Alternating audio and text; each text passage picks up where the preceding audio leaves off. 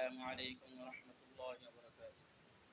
নামাজের মতো ভালো কি আছে বলো, চলো সবাই মিলে নামাজে চলো।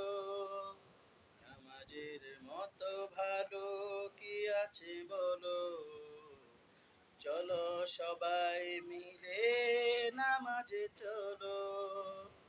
নামাজ হলো তোমার মরণের সাথী, নামাজ হবে তোমার কবরের বাতি।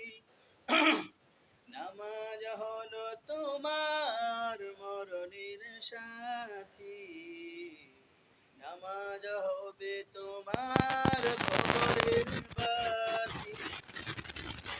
থাকিতে পড়ো নামাজ, বলো তুমি ভুবনে সুখের সমাজ। জীবন থাকিতে পড়ো নামাজ, বলো তুমি ভুবনে সুখের সমাজ।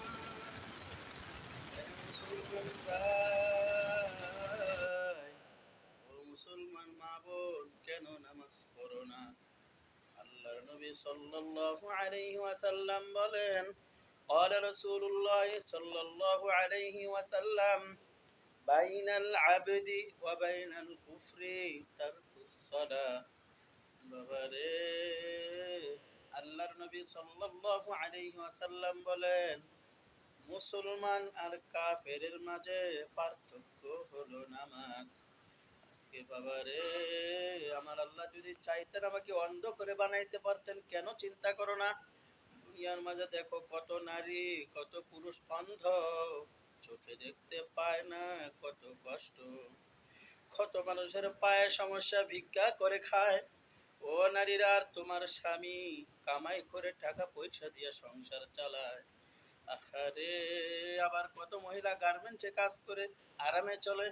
কিন্তু একটু সময়, যে মালিক তোমাকে আমাকে সুস্থ রাখলেন, এত সুন্দর দুটো হাত দুটো পাও দিলেন, সেই মালিককে সিজদা কেন করো না? সারাটা দিন সময় কাটাও দুনিয়ার কাজে, একটু সময় পাও না আমার ওই মালিককে সিজদা দিতে? শুকরিয়া আদায় করো।